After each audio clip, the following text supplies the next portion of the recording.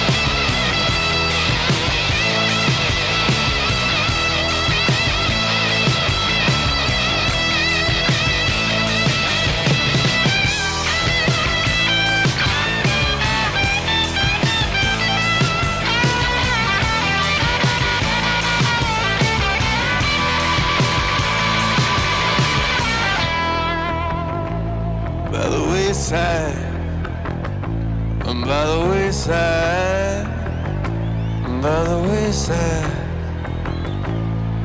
Too far gone and about the phone, and I'm all alone, and I'm all forlorn. By the wayside, by the wayside, by the wayside, I'm by the wayside, by the wayside, by the wayside.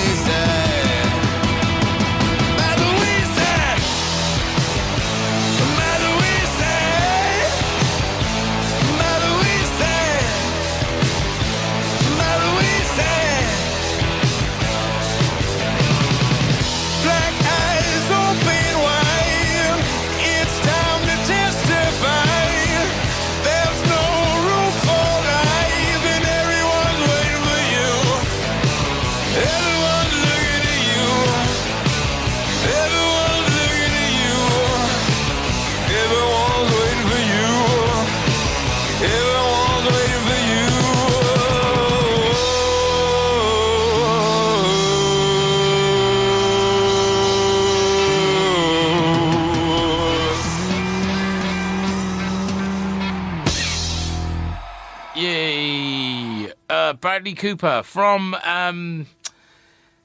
Star is Born, wasn't it? Yes.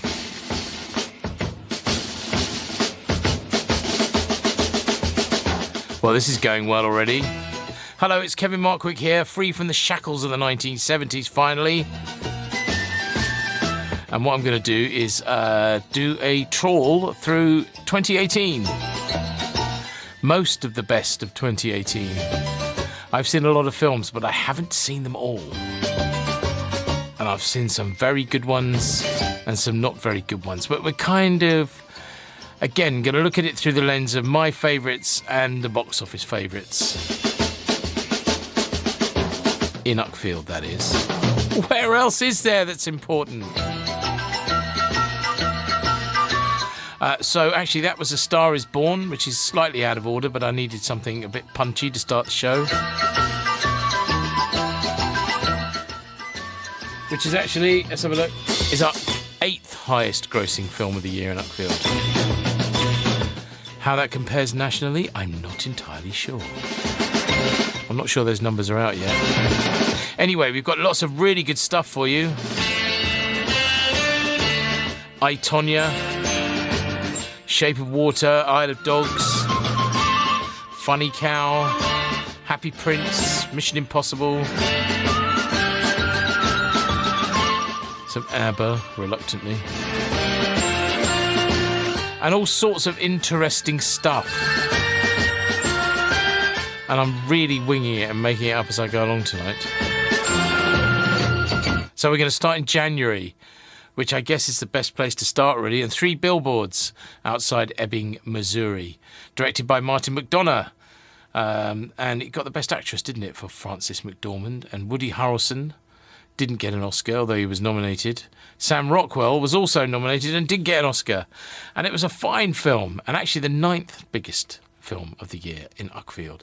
So Star is Born 8, 3 billboards 9. So I'll play you some of Carter Burwell's rather wonderful music. This is called, what's it called? It's called Billboards on Fire, funnily enough.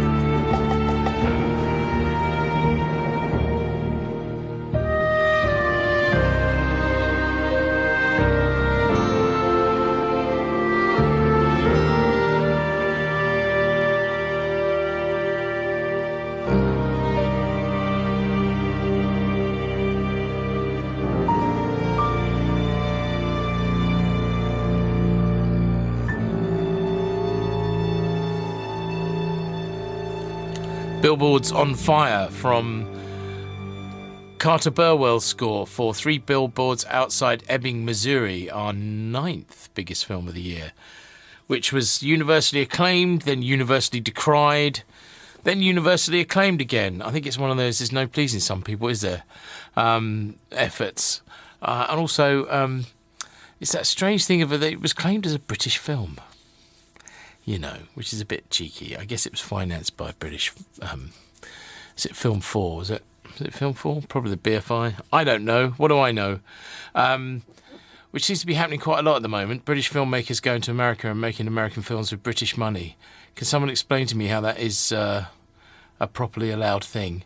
Okay, you're listening to Kevin Markwick. It's a bit of a trot, actually, because I've got an awful lot to pack in the next 2 hours. And as usual, if I try and run to time, it's going to fall horribly flat on its face. But if you have been to the pictures this year and you've seen something that you really, really liked, please do get in touch with the show at Kevin Markwick on Twitter, or there's a Facebook page, The Kevin Markwick Show. You can even email the studio while we're live, studio at uckfieldfm.co.uk. Or if you're listening to the podcast, I'm the most easy person to find in Uckfield. I'm the most easy person to find anywhere. So what's next? Darkest Hour. Oh, yes. which is actually our second highest grossing film of the year. That came out in January, directed by Joe Wright. And really, it's the Gary Oldman show, wasn't it, really? That extraordinary makeup, which you could just see in his eye. You could see it was Gary Oldman in his eyes, but the rest of him, and it was a perfectly pitched performance, really. It gave us the sort of Churchill we want to see, really. And I do understand that it probably is wildly inaccurate, but I think it was true to the spirit of the story, and it works remarkably well and remarkably cinematic, actually. And this is probably the scene that caused the most outrage amongst the picky amongst you, which is the scene where Churchill decides to go down into the underground and try to work out how to get to Westminster on the District line. And it seems to take him forever, given that it's only one stop. And there's lots of cockney sparrows down there. God blimey, Governor, don't you give in to that Mr. Hitler now, will you? It was a cheeky scene, but again, I think that's okay, because it was in the spirit of the way the film was made. Anyway, this is Dario Marinelli's music from The Darkest Hour. It's a cue called District Line East, One Stop.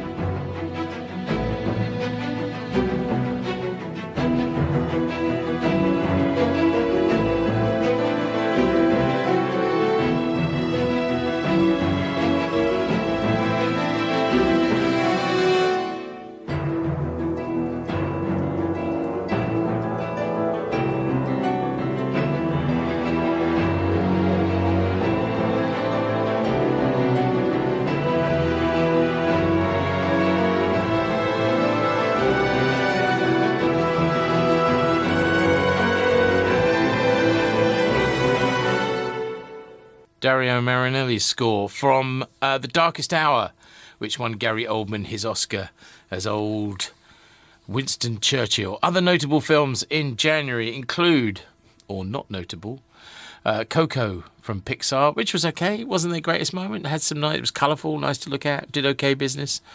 The Post, directed by Steven Spielberg, of course, Meryl Streep and Tom Hanks, giving it their worthy allness.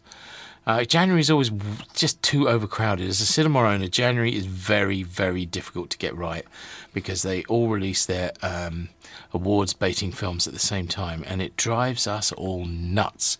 If they spread them all out a bit, we'd all be better off. And the disappointment of the year, actually, Downsizing. Alexander Payne, of whom I am a huge fan, but Downsizing, let's face it, was pretty awful. Matt Damon and Kirsten Wiig, not very good at all. When they shrink them down and ugh.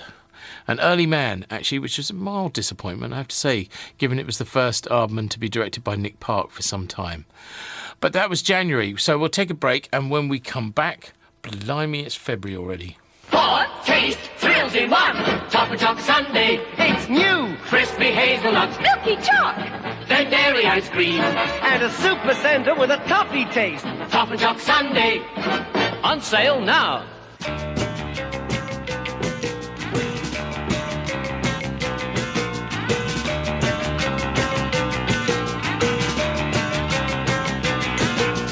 Beautiful girl, lovely dress, high school smiles, oh yes. Beautiful girl, lovely dress. Where she is now, I can only guess. 'Cause it's gone, daddy gone, love is gone. It's gone, daddy gone, love is gone. It's gone, daddy gone, love is gone. It's gone, daddy gone, love is gone away.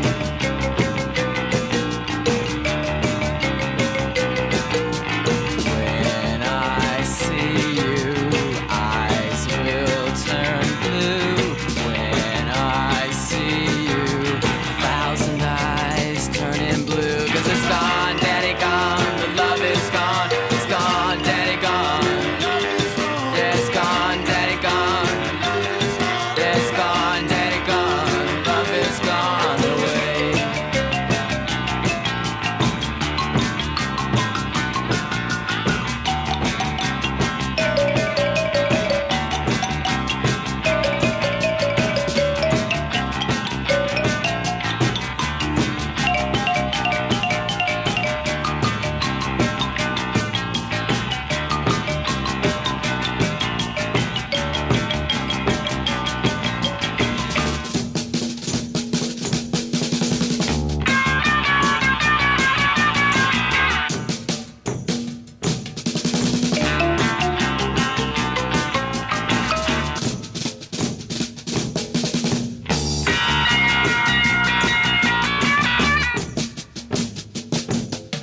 Tell by the way that you switch and walk. I can see by the way that you baby talk. I can know by the way that you treat your man. I can love you, babe. There's a crying. 'Cause it's gone, daddy gone.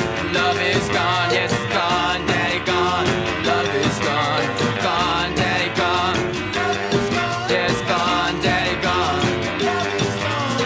Beautiful girl, lovely dress, 15 smiles, oh yes.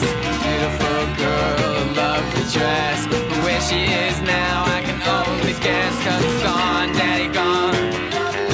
Yeah, it's gone, daddy gone. Say it's gone, daddy gone. Yeah, it's gone, daddy gone. Love is gone away. Gone away. Gone away. Gone away. Gone Daddy Gone, the Violent Femmes, as used in I, Tonya, the first film from January, and the first film, actually, that I've got on my list of top 10 films of the year. Not that it means anything, you know, but these are the 10 films that I liked the best. I didn't see anything, and, you know, it's entirely right that you have a completely different list. Well, not entirely right. But I, Tonya, directed by Craig Gillespie, and completely dominated by two extraordinary performances. Margot Robbie as Tonya Harding, the ice skater who gets involved, and her sort of redneck boyfriend who kneecaps her closest rival. It's an absolutely true story, but it's told in a really convincing way. Alison Janney won the Oscar as the acerbic, pushy, self-serving, totally unrepentant mother with a pet parrot on her shoulder. I mean, it's one of those stories that's actually just as the true life story is just as absurd as the film, and it works brilliantly. So on to the next one in February, which is The Phantom Thread, directed by Paul Thomas Anderson and Daniel Day-Lewis in his last role, apparently. Do you believe that? He didn't get the Oscar, so that would have made, 3 Oscars? Maybe 4, I don't know. We call him Daniel Day Oscar in our house. But he was certainly very good in it. But again, the best performances were from Leslie Manville as his sister and Vicky Creeps, who's from Luxembourg, which is apparently Luxembourgish. The only the Oscar it did win is Best Costume Design. And it's a beautiful film, a totally beautiful film. It's sort of lush and wonderful, yet at the same time has this extraordinary, nervous, dark undercurrent, particularly in the last act. The final scene, I guess I can't give it away, but the final scene, I think, is one of the best things in cinema in 2018. It makes perfect sense, yet at the same time it's really disturbing. And the music, it's the first track we're going to have tonight from Johnny Greenwood, who seems to be getting better and better at film scores. But this one's called House of Woodcock, and it's brilliant.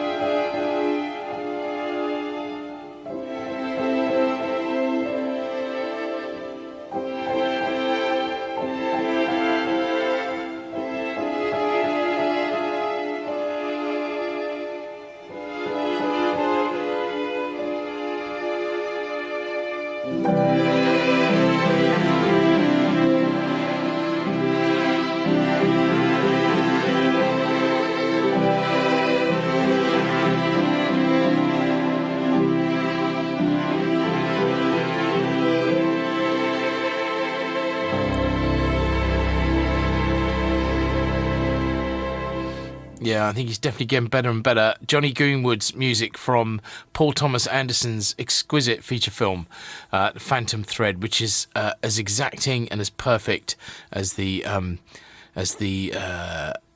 people that it portrays. You know, the all of the hard work and what's the word I'm looking for? You know, it's to make clothes.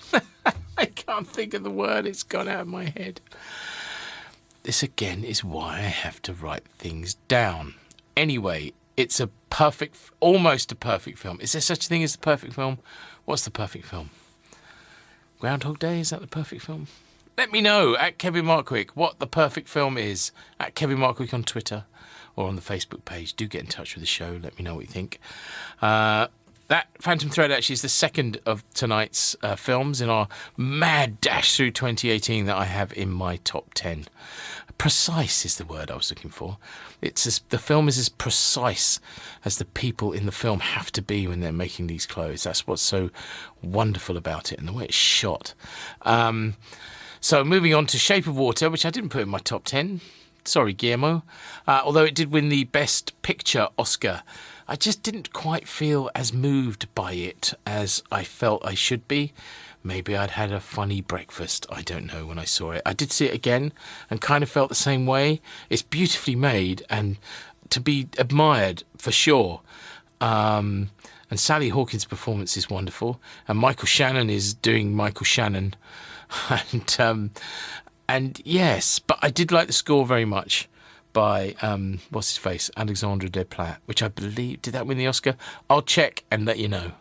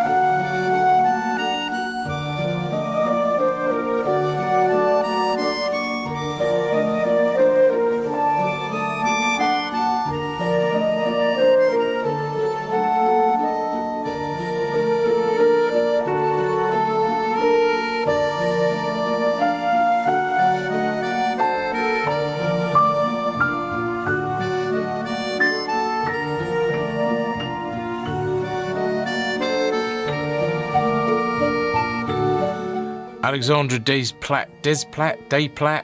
Let's call the whole thing off. His score for Shape of Water, Guillermo del Toro's film, which won Best Picture, Best Director, and Best Original Score. Which is still in February. I've got one of them in the wrong order. I wasn't feeling well yesterday when I put this together. What can I tell you? Other films to mention in February are Lady Bird, which we'll be having something from that later. Journey's End, which was wonderful. Saul Dibbs' adaptation of R.C. Sheriff's film, R.C. Sheriff's play about the trenches, World War One. That was rather wonderful, featuring two great performances, Sam Claflin and Paul Bettany. And also one to mention that we didn't run in Uckfield, sadly, Loveless, Andrei Zvaigzhnev. Oh, I knew I was going to get that wrong. My Russian's rubbish. Andrei Zvaigznev's. Oh, that'll do. It's Cannes-winning film. Masterly bleak, it was described as. It is quite an extraordinary thing, which you should see if you can. And obviously Black Panther was the big one in that month, which I thought was a big old yawn fest. But what do I know? We'll have a break, and when we come back, one of my films of the year. Now's the time for ice cream. Now. Now's the time for ice cream. Now. Cool ice cream. Now's the time for ice cream. Have some now.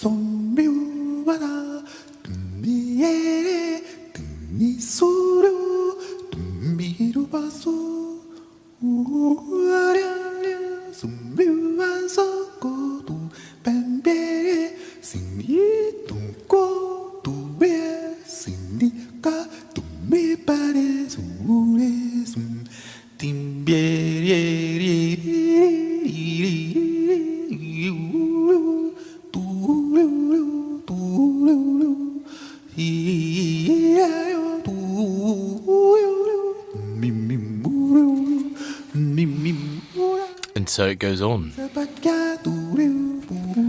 Bobby McFerrin, he's very good at that. He's not like those annoying blokes that stand outside tube stations blowing raspberries into microphones. Now that has a very swanky name called Improvisatio number 1, and it was used in Ruben Östlund's extraordinary film The Square, which won Cannes the year before, but it takes a while for these things to get around sometimes. Again, just putting in my apathy, I think if a film wins Cannes, then really that's when all its publicity is. Although that's debatable as well. I mean, if I went down the high street and tapped anyone on the shoulder and said, "Excuse me, do you know who just won the Palme d'Or at Cannes?" I don't think anybody would know, if we're honest. It's a bit of a Guardian reading bubble thing.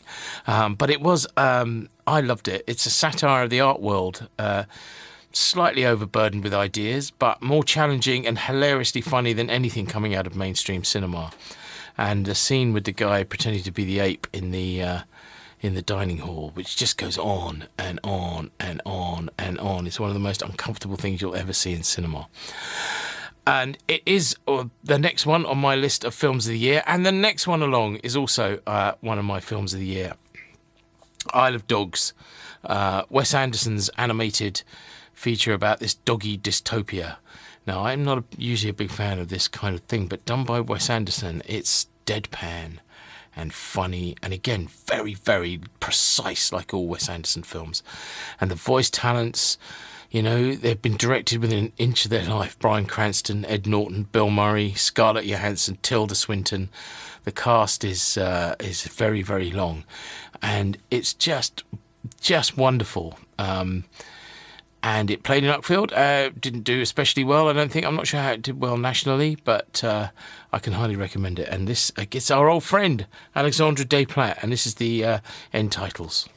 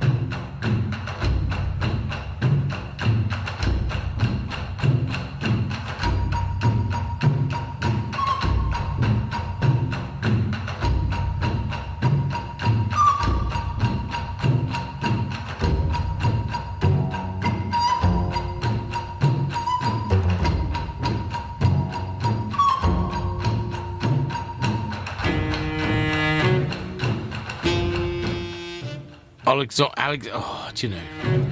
I should have put my teeth in. Alexandre Desplat. Desplat. I don't know.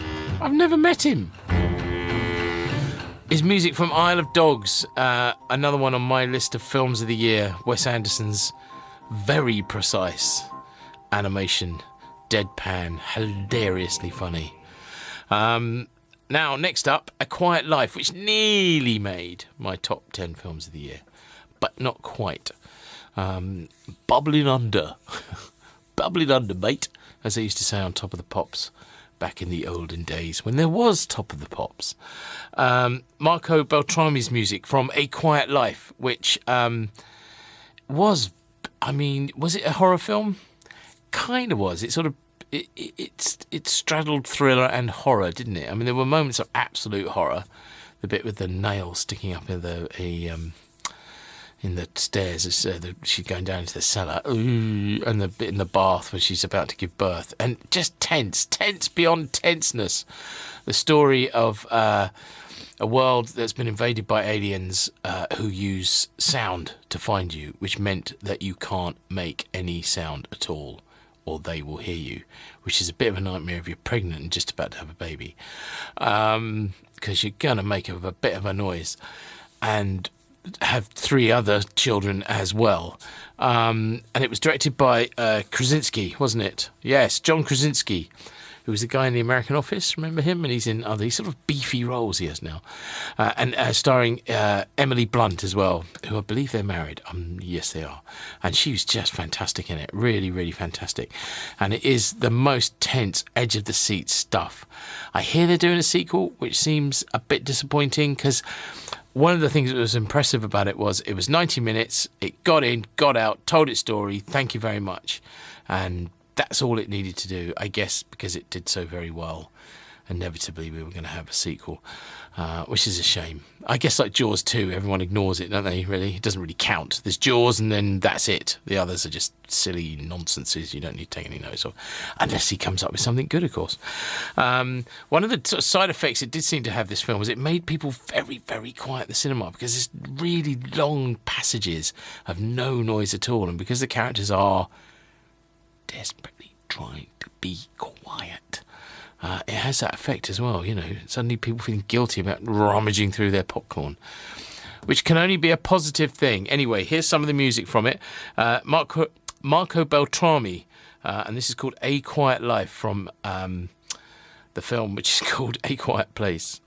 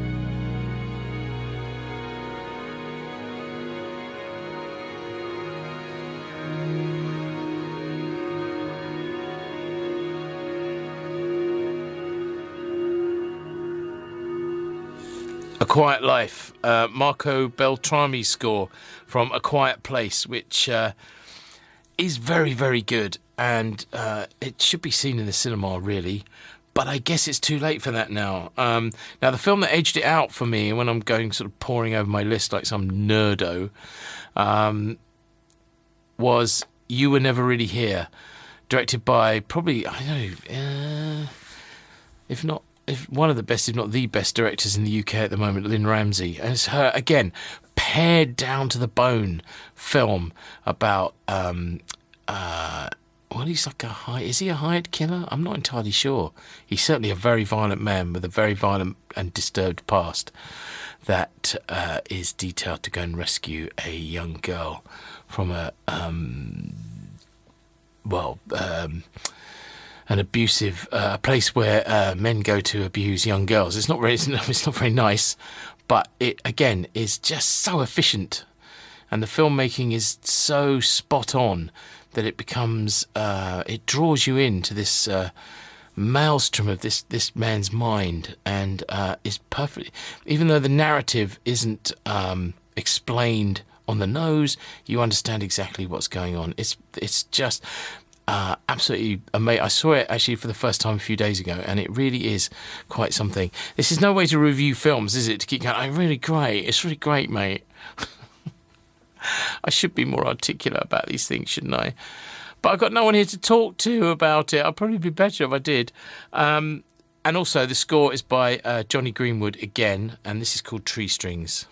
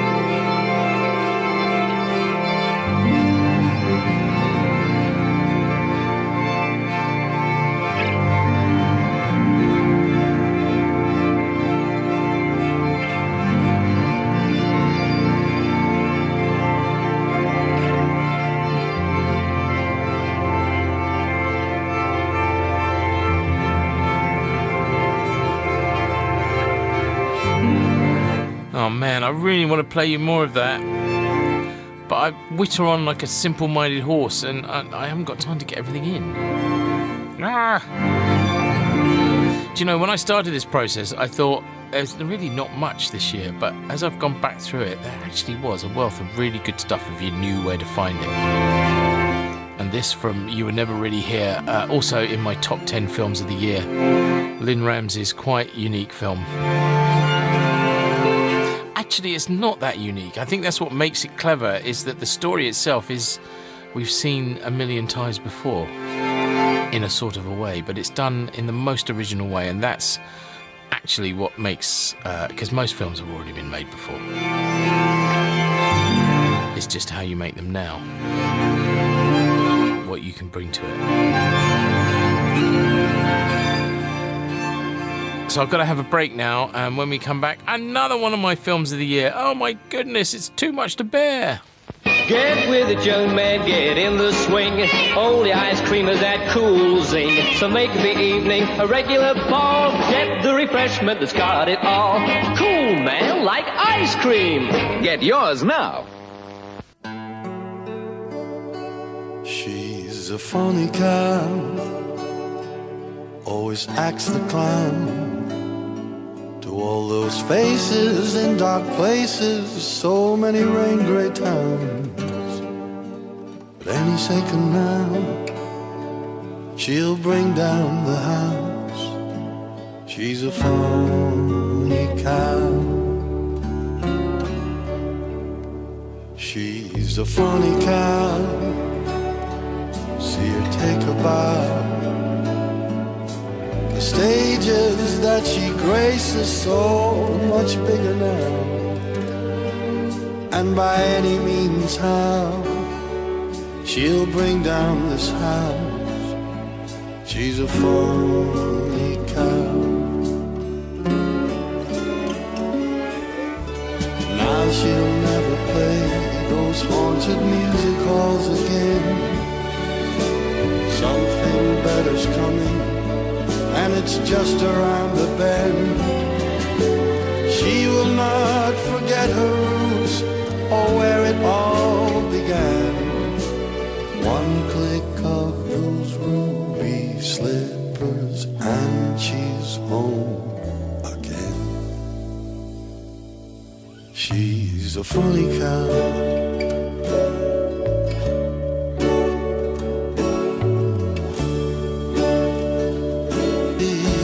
The part where you get it wrong.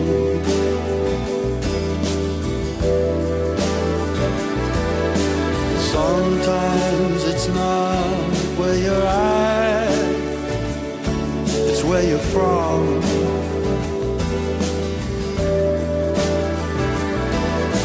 And even the family cat can laugh along.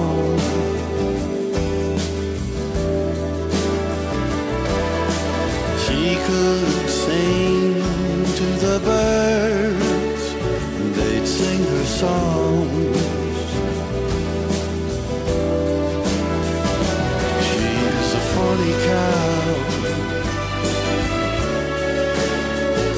She's a funny cow. Who's laughing now? She's a funny cow. Funny Cow, Richard Hawley. As used in the film Funny Cow, funnily enough. Starring Maxine Peake. Giving a powerhouse performance. It's one of two films this year where actually I could have done with more, and I don't say that very often about films. It's like there was just a sort of teensy bit missing in the middle that I'd love to have seen. When she bursts out and finally gets to do her proper stand-up routine that's really her. And then all of a sudden she's sort of famous and jaded. And I just would have liked to see a little bit more of the bit in the middle. But it stayed with me for days afterwards. And I think Maxine Peake could well pick up a few awards, hopefully. I'll vote for you, dear. Now, I mentioned Lady Bird earlier. Oh, and Funny Cow is one of my 10 films of the year, by the way. Yeah, I had to get that in. Lady Bird, which was directed by Greta Gerwig, and was a really sweet and well-meaning film about growing up in, well, what an America would call a sort of small town. I think it's isn't it not the capital of the state capital of California, isn't it? It was set thingy. A bigger town than Uckfield. That's all we need to know. And featuring a great central performance from Saoirse Ronan. Ronan, who was basically Greta Gerwig. I mean, the voice that she was coming out with was Greta Gerwig's voice. But tremendous amount of fun. Didn't quite make my top 10, sorry everyone. But the music was great fun. And I'll give you a little burst of it by John Brion.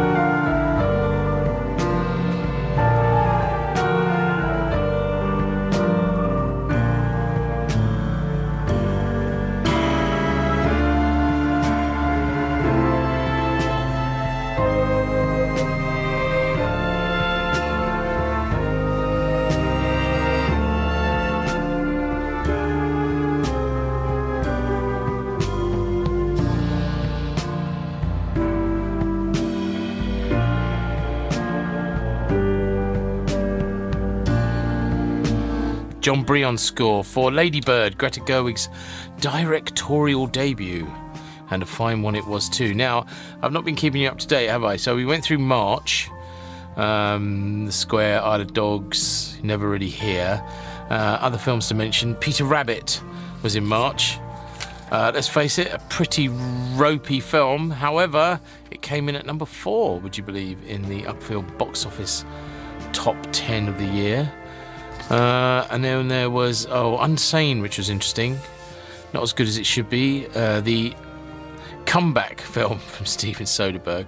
And then there was the sort of wonking great Ready Player One, directed by Steven Spielberg, which I thought suffered slightly from him not embracing his own Spielberginess, because I believe the book had a lot more references to him, but because he was directing it, he took a lot of them out, which kind of seemed pointless to me. I mean, it was, impressive, big things hitting each other as usual. I guess it would have been better in 3D. No, nothing's better in 3D. But it was a teeny bit underwhelming, not least old makeup Simon Pegg. That was just embarrassing. And then we went through April, Quiet Place, Funny Cow, Ghost Stories, which should get an honourable mention, Andy Nyman and Jeremy Dyson's story, which was been a huge hit in the theatre and transferred to film reasonably successfully, but went out against A Quiet Place. So suffered. And with the might of my business acumen, I booked the wrong one, of course, but there you go. And then film number 10, actually, in the Uckfield top 10 of the year, box office wise, the Guernsey Literary and Potato Peel Pie Society. There's not many films where that's in the top 10, not many cinemas where that's in the top 10, I tell you. God, you're all weirdos out there. Anyway, and then Avengers, of course. Infinity War. Infinity's the right word. Will they ever stop? Make it stop. Actually, again, as a cinema owner, I shouldn't say make it stop, should I? Because they take a lot of money. Although, actually, what was Avengers for us? It was number 7 in our top 10 of the year. I believe it's the biggest box office hit in the UK this year. I might be wrong, but I believe it's the biggest film. Just the same old, isn't it? Big things hitting each other. I don't know. I don't get it. But there's another one on the way, and another one, and another one, and another one, and another one, and another one.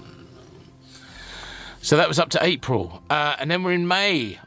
So what I'm going to do is On Chesil Beach, which I liked, actually, based on the book by Ian McEwan, set in 1962, which is a bit depressing, as that's the year I was born, and now it's a period piece, featuring fine performances from Saoirse Ronan and the other bloke, who I didn't look up, which is really... I don't remember that bit. Have you seen it? I don't know. But that bit at the end of the film where the very old him, goes and sit... Well, not the very old, but the much older him goes to see the much older her. I don't remember that being in the book, but the book was very, very short. And I thought rather good. And the closing shot with the beach, where the tracking shot is just... and the sort of distance between them increases even though they're not moving. That's very, very clever. And the music was rather nice and kind of English by... who was it by? It was by Dan Jones with Esther Yu on violin.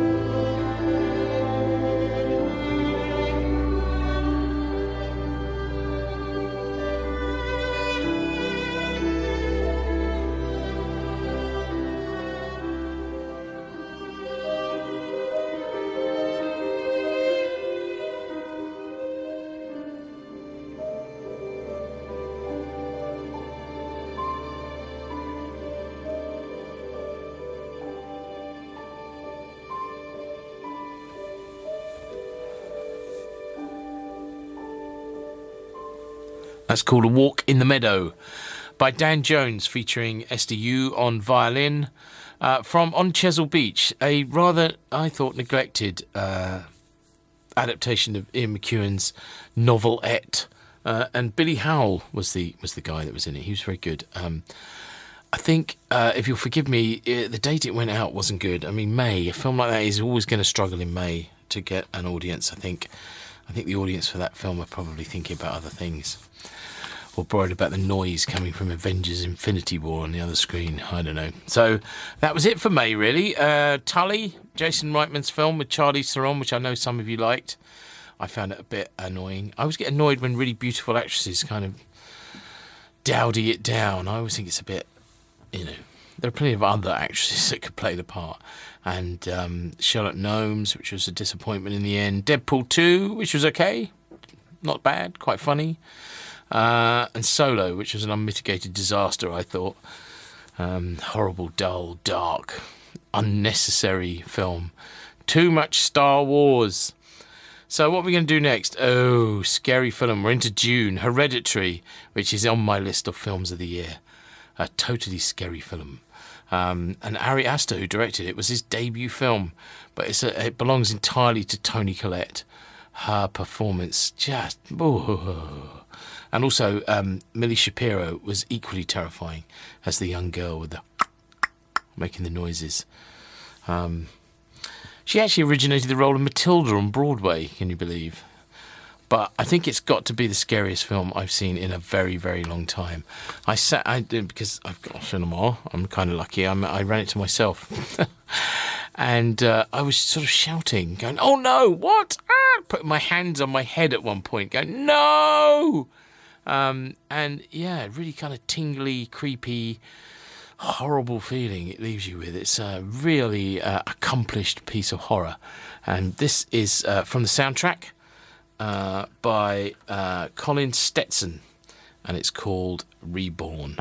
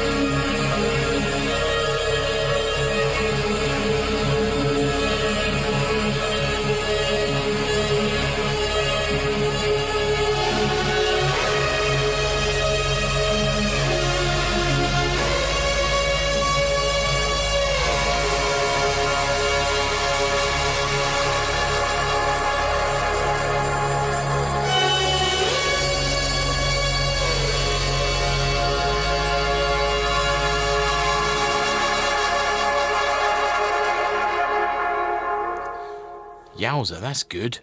Colin Stetson's music from Hereditary. I don't know anything about him. I just looked him up. He's a regular collaborator, apparently. He's a saxophonist and multi-reedist. With indie rock acts Arcade Fire, Bon Iver, Bell Orchestra, and XI. But yeah, that's almost as scary as the film itself. One of my films of the year, Hereditary. And when we come back, well, I've got a decision to make. Kevin Markwick. 105 Uckfield FM. Uckfield FM. Ooh, that's a bingo.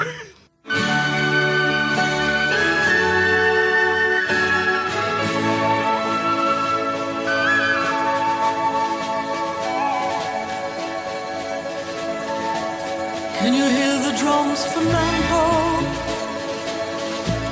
I remember long ago another starry night like this. Yep.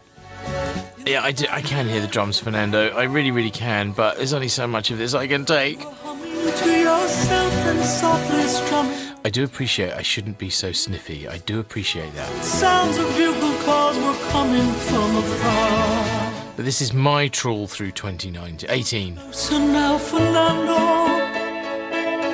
And you know what? I have to mention Mamma Mia because it's done us very well, thank you. And is our number one film of the year by quite some margin. And when you have to hear it 4 times a day for 8 weeks, it can slightly jaundice your view of it. Not ashamed to say. So, have a little sympathy. So what I'm going to do is fade that out, and I'm going to actually play something else, because I was going to play it before the break, but I ran out of time.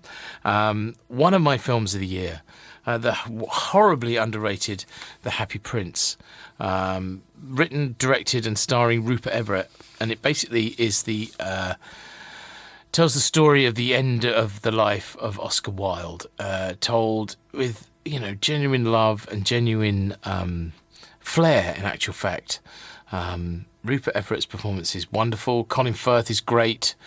And unfortunately, it just got completely missed. Nobody really came to see it, to be honest. So you had all those people come to see Mamma Mia, but nobody came to see The Happy Prince. I don't know. If I knew the answer, I'd be a happy man. And the score was lovely too. This is by Gabriel Yared.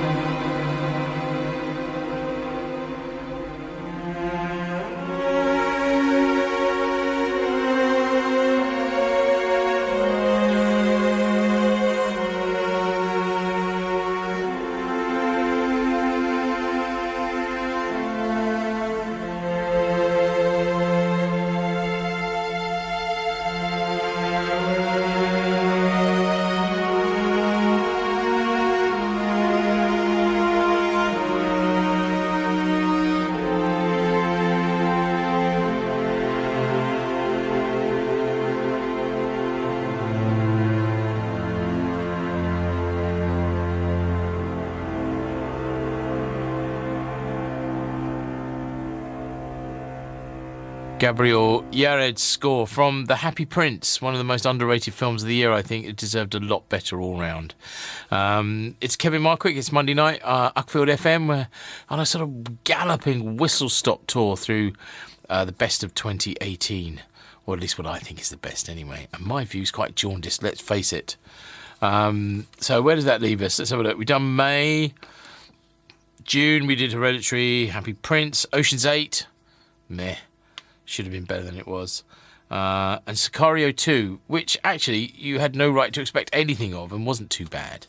It was quite entertaining. I mean, it bore little relation ultimately to Sicario.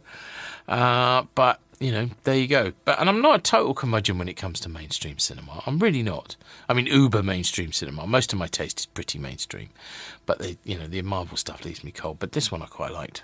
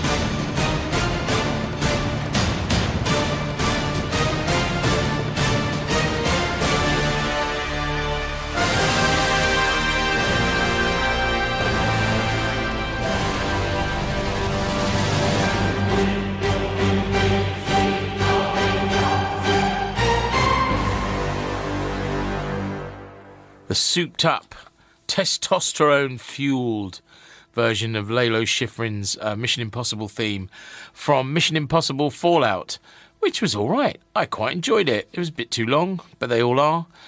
Tom Cruise breaking his leg. Break a leg, Tom. Oh, I didn't mean it. Running along the top of something, wasn't he? What's the museum thing? You know, the Tate Modern, I believe. Henry Cavill was good. There was this bit where he like loads his arms. You remember he goes shunk like that in that fight in the bathroom. It's mental. And Rebecca Ferguson, who I think should have a film of her own, actually. I think her character, and now that I'd like to see with her as a character on her own without having to sort of simper around after the other blokes, because I think she's a really good character. And Sean Harris, he's really good and evil in it. And tremendous fun. And just went a bit too far at the end, I thought. You know, the helicopter bit, it was like there was a set piece too many, because I know it's all ridiculous, but then it gets to the point where it's so ridiculous, I think it ceases to become funny. Not funny, thrilling, because it's just, well, there you go. Look, helicopter. Oh, look, he's catching a helicopter. And that was July, really. So we've done June. July, First Reformed is worth mentioning in July. That was very good. Paul Schrader's film with the fella, with your man, Ethan Hawke, about the priest who's going to set off a bomb. Oh no, don't set off a bomb.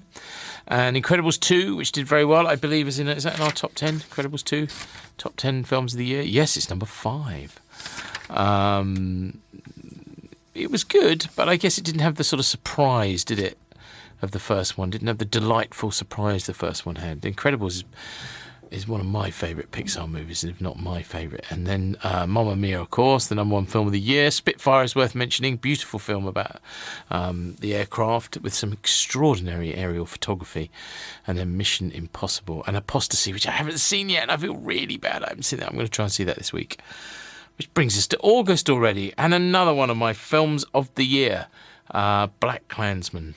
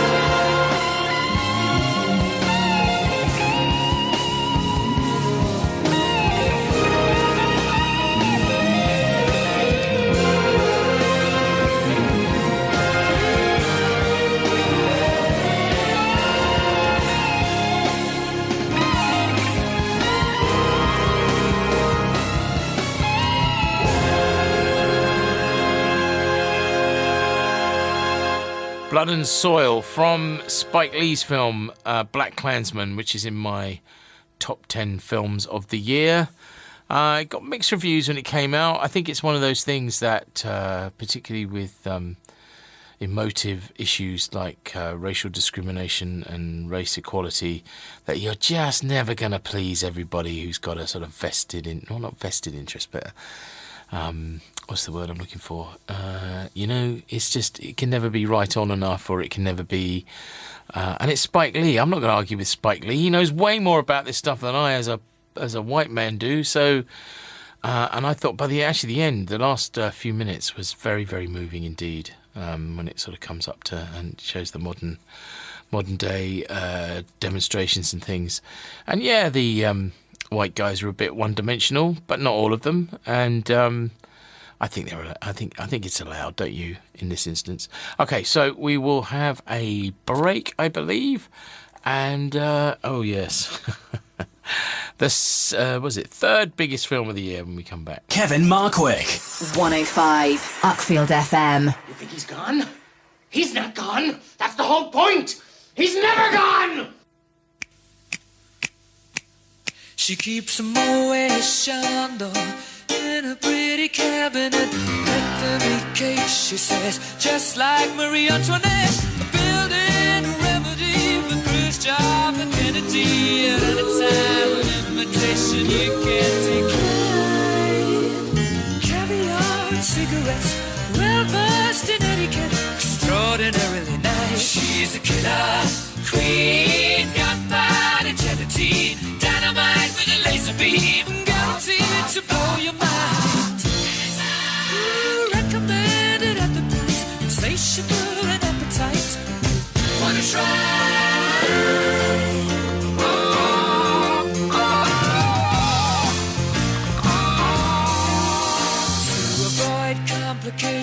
She never kept the same address. In conversation, she spoke just like a baroness. Middleman from China went down to Geisha Minor. Then again, incidentally, immune that way. Perfume came naturally from Paris. Because she couldn't care less, fastidious and precise. She's a killer queen, gunpowder gelatine, dynamite with a laser beam, guaranteed to blow your mind.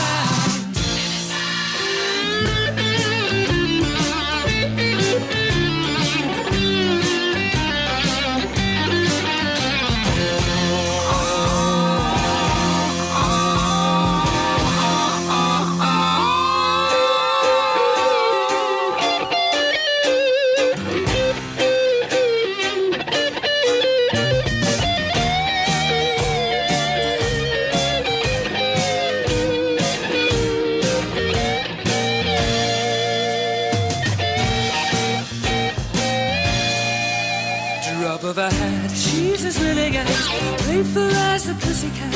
Momentarily out of action, temporarily out of gas. You're absolutely dry. She's out to get you. She's a killer queen, gunpowder gelatine, dynamite with a laser beam, guaranteed to blow your mind.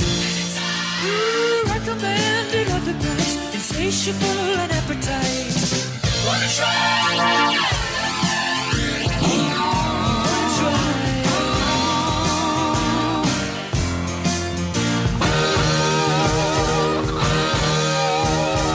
I have a terrible thing to admit. I've not actually seen Bohemian Rhapsody yet. It's been busy. I will get around to seeing it, honestly. I've seen bits of it, and what I've seen of it looks okay. Looks a bit, the band approved this message, as we say in the office. But, you know, bit of a hagiography. But, hey, it's taken an absolute blinking fortune. It is our number, let's have a look. Yes, our number 3 film of the year. And it's not over yet, actually, because it's still playing. Featuring a remarkable performance, actually, by What's His Pants. I want to say Riyad Mahrez, but he plays for Leicester. Oh, no, he doesn't. He plays for Man City. Oh, man, my brain's all over the place. Where is it? I haven't written it down. What's his name? No, I didn't write it down. Oh, here we go. Bo Rap. Our number 3 film of the year. Director Bryan Singer. Although he was fired, wasn't he? And I believe it was finished by Dexter Fletcher. I might be wrong. Rami Malek. I wasn't far out. I'm not sure why I put that one in there, because that's sort of a bit late. So, where are we? August. And, The Heiresses. That's one I wanted to mention. That's a wonderful film. Paraguayan film. I saw it in Berlin. I think it was released over here. Anna Brun and Margarita Irun is these sort of aging the wealthy family fallen on hard times, the pair of them. It's impossible to describe. So I'll move on. But anyway, if you come across The Heiresses, have a look at it. And the next one is one of my films of the year, Cold War, directed by Pavel Pawlikowski. I knew it. I'm as bad with Polish as I am with Russian. Again, it's one of the films that I just wanted a little bit more, and part of its charm, part of its skill, sorry, charm is completely the wrong word for this film. Part of its skill is that it tells the story by omission, which is quite brilliant. You completely understand the story by the things that you haven't seen, because it jumps forward in time in great big chunks. It's a love story set in Poland in the backdrop of the Cold War, and Joanna Kulig is quite brilliant as the singer who gets out of Poland and then goes back to Poland again, and this sort of great love they have for each other, which is both destructive and in the end kind of finishes them off. Thomas Cott is also very good. I didn't fully understand the end, if I'm honest, and this is not a long film, it's like 89 minutes or something. I just wanted them to tell me a little bit more at the end. It was clearly a little bit above my head, which happens more often than you might imagine, or perhaps you wouldn't. Anyway, I'm not even going to attempt to pronounce what this track is called, because it's in Polish. Perhaps there's any Poles out there, you could perhaps give me a hand. But it's the jazz part of the film, which is just wonderful.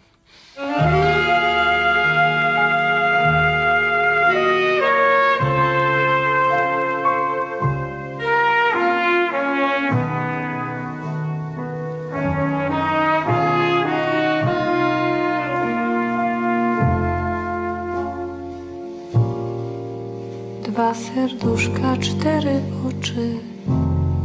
Ojojoj, co płakały we dnie w nocy. Ojojoj, czarne oczka, co płaczecie, że się spotkać nie możecie, że się spotkać nie możecie.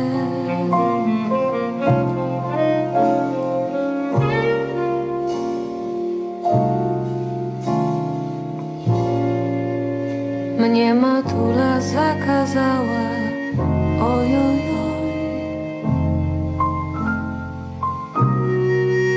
żebym chłopca nie kochała, ojojoj, a ja chłopca chaps za szyję, będę kochać póki żyję, będę kochać póki żyję.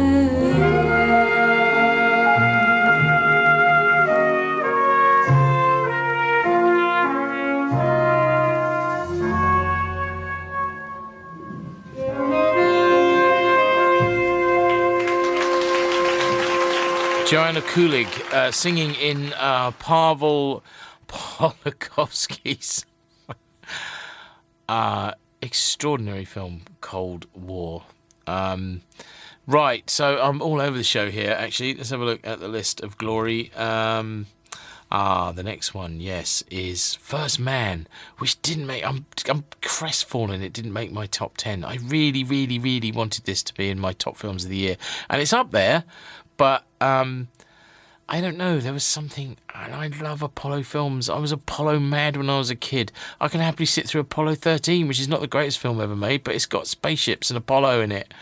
And The Right Stuff. We love The Right Stuff, but there was something about this film that was a little cold. I understand, and I just felt that we didn't know any more about Neil Armstrong leaving than we did going in, which I guess is actually part of the thing, is that he remained a fairly aloof character, and Ryan Gosling plays him very aloofly.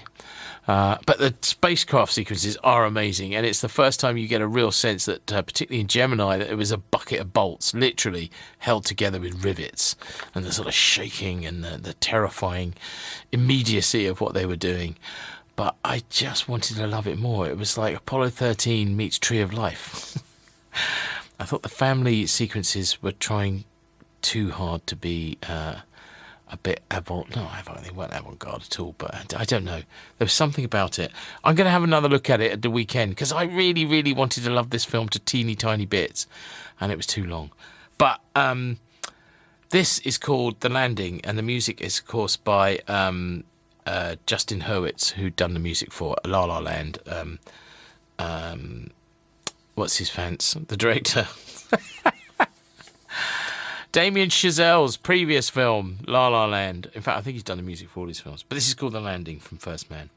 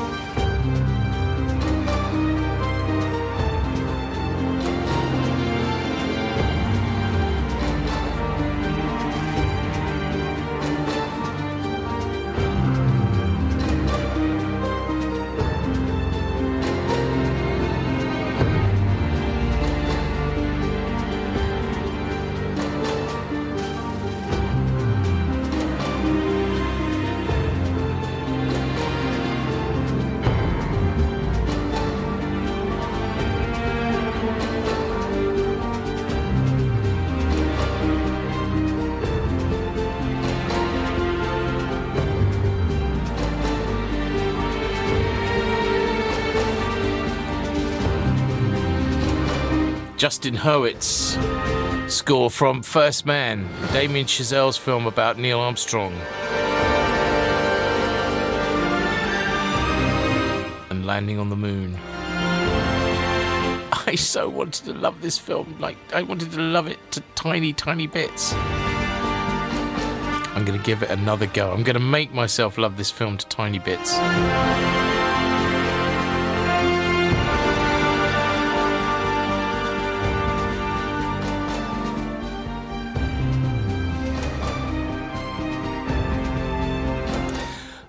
Actually, I have to say, if you want to see, I think a definitive, or for me, definitive version of the Apollo missions on film, there's an HBO TV series called From the Earth to the Moon, which is really worth seeking out. There is no Blu-ray, unfortunately. It's only on DVD. But it's very, very good. And it takes you all the way sort of through Gemini, all the way up to Apollo 17. And the Apollo 11 episode's very good.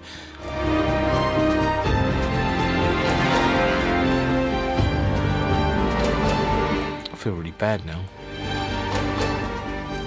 Okay, so the final one of my films of the year coming up. This is Steve McQueen's film Widows, a heist movie, which was effectively a remake of an ITV TV series from the 1990s, but given a whole new burst of life, set in Chicago now instead of like Penge or wherever the other one was set. And it's just, I think it's my film of the year. Some of the reviews are a bit mixed, which I didn't fully understand or fully embrace it. I just think it's exactly what I want from cinema, in that it's an art house mainstream film, in that it has an art house sensibility, but is a thrilling heist movie that's totally absorbing to watch, with real characters, and the performances are just wonderful. Particularly Viola Davis, who's trying to put together the heist that her dead partner was going to do. And Elizabeth Debicki was a revelation, absolute revelation. She was very good in The Night Manager, but she was sort of, I think, to be honest, was a bit decorative, and that one sort of decorous. But in this, she goes through a real transformation of characters. They're just testament, actually, to Steve McQueen's direction, I think, the performance that he gets out of her. But yeah, I think it's pretty much my film of the year. And here is the music by, I was surprised to learn, actually, hadn't noticed when I saw it. It's by Hans Zimmer. And this is called Marcus.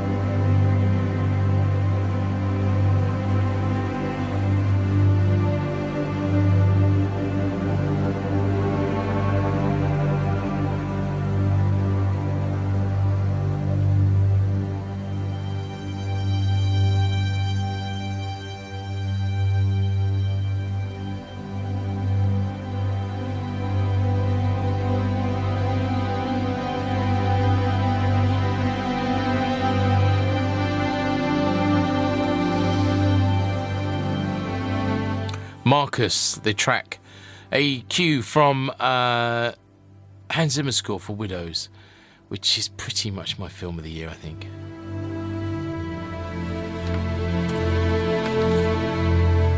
So we'll do some wrapping up 2018 when we come back after the break. It was a bit of a trot, wasn't it? It was a bit of a race, actually. Could have done with a bit more time on it.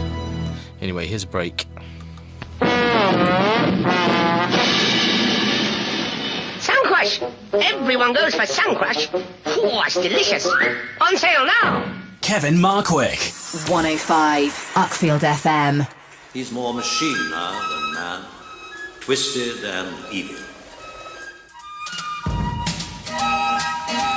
So that's my trawl through 2018. There were lots of films I didn't mention that I should have done, but I ran out of time. Peterloo, They Shall Not Grow Old. That was brilliant. That did very well. Wildlife, yeah. Fantastic Beasts, yeah. Suspiria, that's worth looking out for. Disobedience, Wreck-It Ralph, and then upcoming, still to come, we've got Mary Poppins, which is going to see the year out in superbly, hugely busy, phantasmagorical fashion. So what I'll do is I'll read you the top 10 films in Uckfield this year. This is what you went to see in Uckfield. Number 10 was the Guernsey Literary and Potato Peel Pie Society. Number 9, 3 Billboards. Number 8, A Star Is Born. Number 7, Avengers Infinity War. Number 6, The Greatest Showman. Number 5, Incredibles 2. And then number 4, Peter Rabbit. Number 3, Bohemian Rhapsody.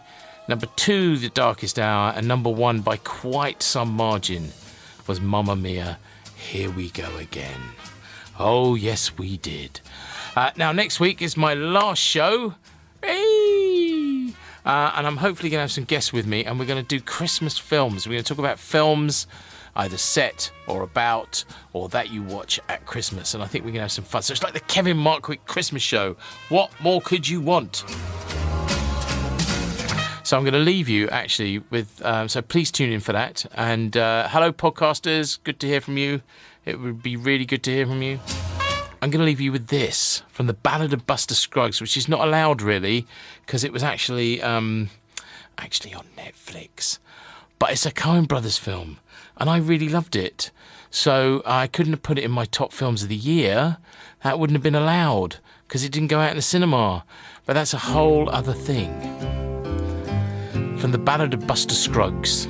Let me tell you, buddy, there's a faster gun coming over yonder when tomorrow comes.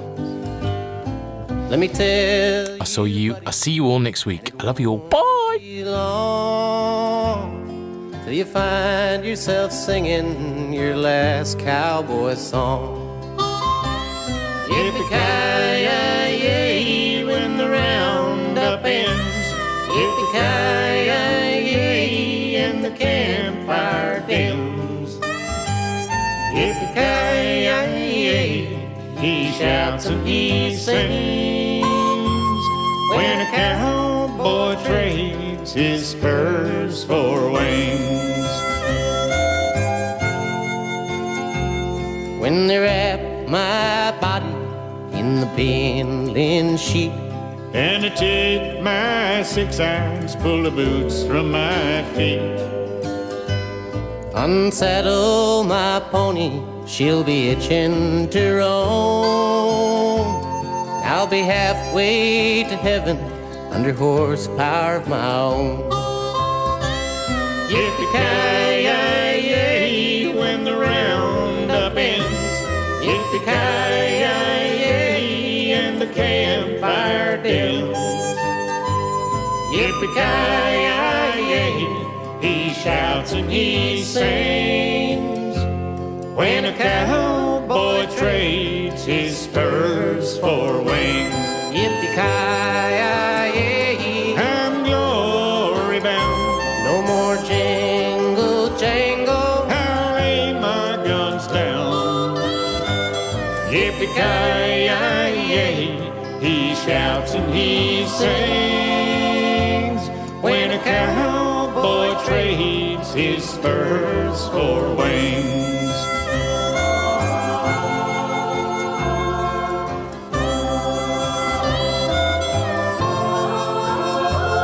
When a cowboy trades his spurs for wings.